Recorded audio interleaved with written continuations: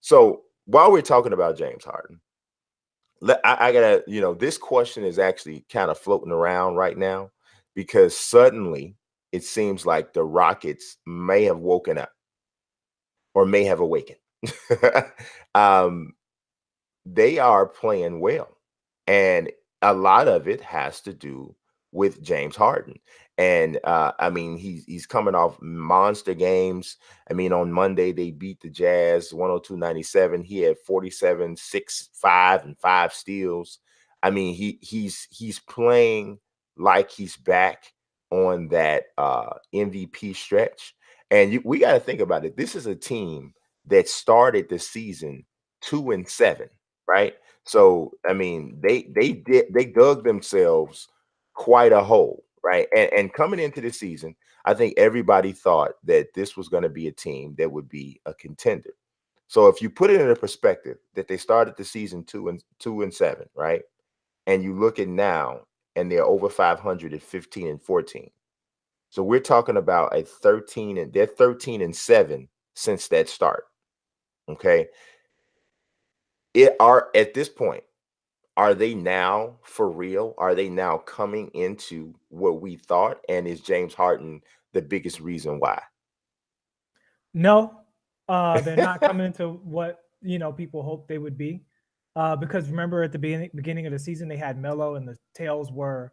I mean, technically they still have Melo at the time of this recording, but the Yes. tails were basically that with Chris Paul and James Harden and a better system, getting away from the torturous grasp of Russell Westbrook and the incompetence of Billy Donovan, Melo would turn back into a version of New York or Olympic or Denver Melo, which hoodie Melo, whichever one you like, and the Rockets would exchange what they lost on defense for more offense.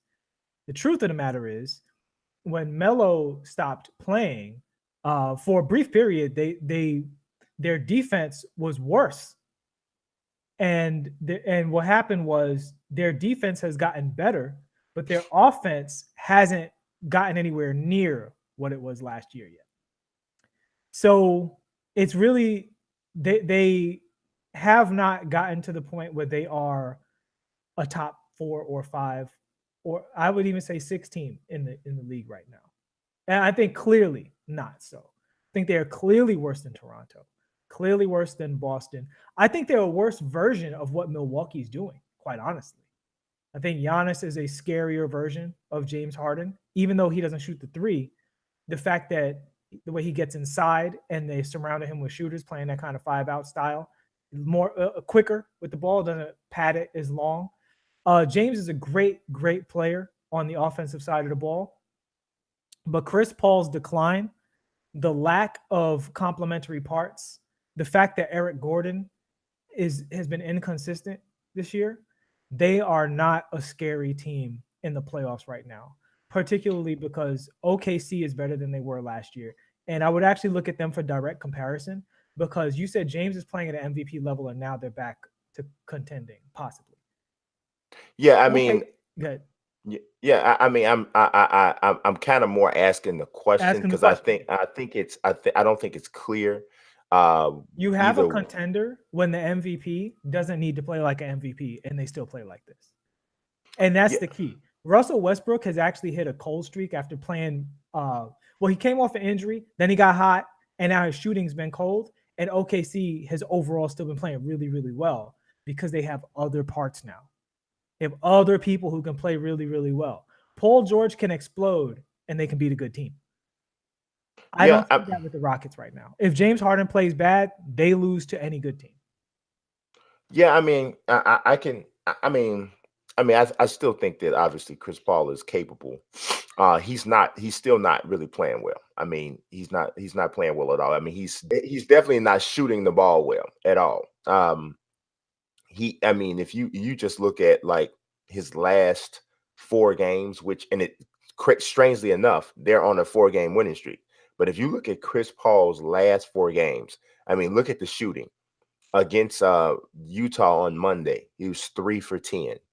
Against Memphis, the game before that, he was 3 for 10. Against the Lakers, the game before that, he was 3 for 10. Something about him and his 30% shooting is he's loving it.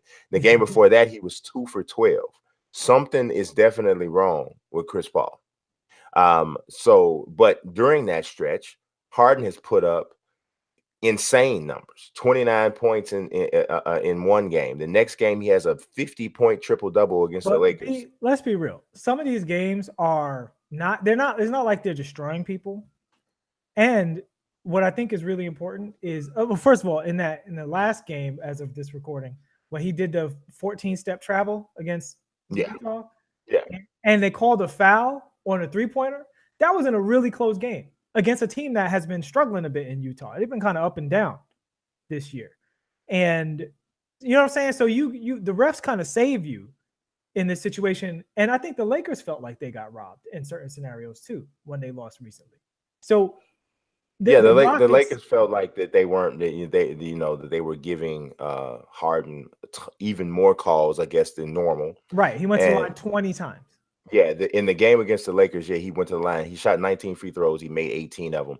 He really didn't even shoot well from three. He shot okay. He was 4 for 12. I mean, that's not good. That's 25%, actually. That's not good at all. But he had 50 points, 10 rebounds, 11 assists. And, I mean, he was 14 to 26 from the field overall, which is good. Yeah. As a matter of fact, the only shots he missed were the threes. But the knock on the Rockets has been, number one, Chris Paul is not always healthy in the playoffs. Mm-hmm. And he's not starting out well. No. As far as that goes. James Harden doesn't play as well in the playoffs. Max Kellerman said something interesting that I don't entirely agree with, but I think in James's case, it's true. That if you're not an elite athlete or you don't have an elite particular skill, that when you get to the playoffs, you pay because people are playing you every night. The matchups are tighter, and that elite athleticism is what you need to get over the hump. Yes, I would agree. I do think that is a major differentiator there. And so the thing, it kind of goes back to what we were just talking about. You know, with separating Harden from the Mikes and from the Kobe's, right? Because he's not an elite athlete.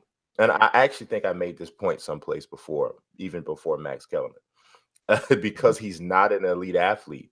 He really needs the refs to bail him out. Exactly. And that was going to be my next point, is that you don't get those calls in the playoffs unless you're Dwayne Wade versus Dallas. In every other situation, you don't get those calls. Yeah. You know what I mean? Not that consistently, not to the point where you win a series by the referees. They let a lot more go in the playoffs. And also, I think what happens is when people see you every single night, there's little things that you get away with during the regular season that they expect. Yeah. And the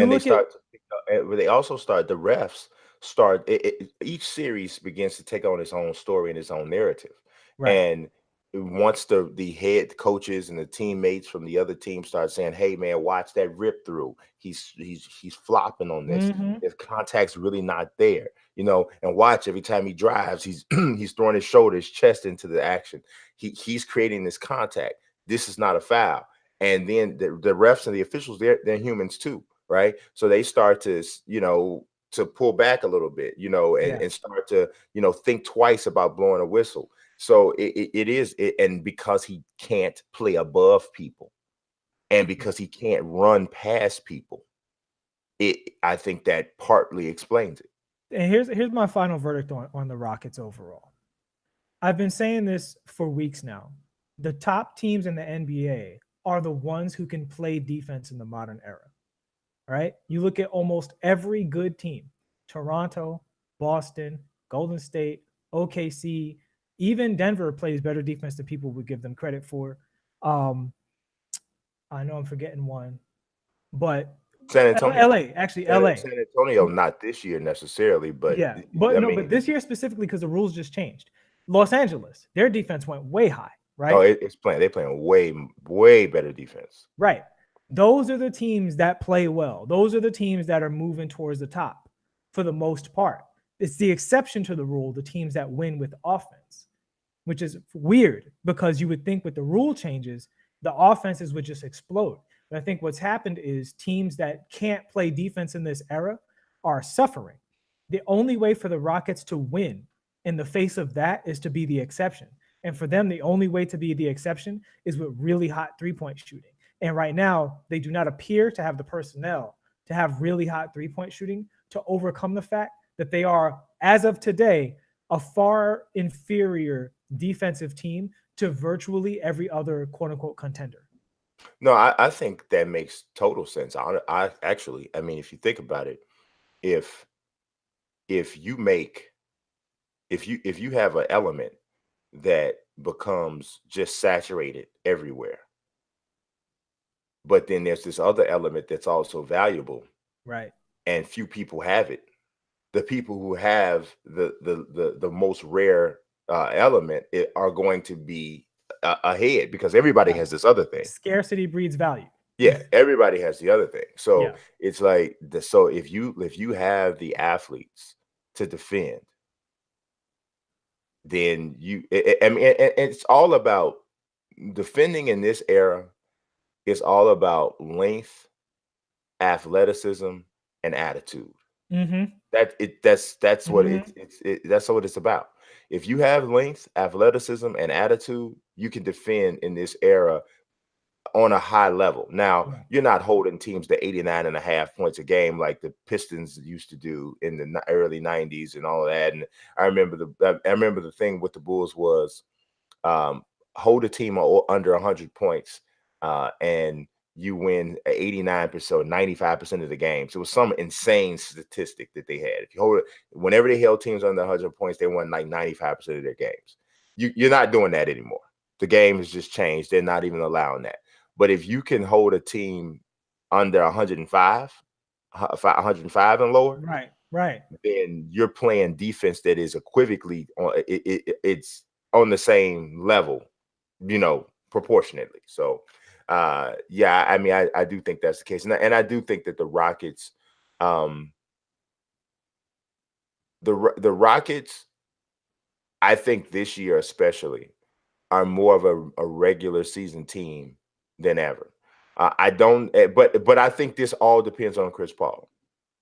We're talking about James Harden, and that's who's getting the spotlight because he's playing so well and putting up these monster numbers.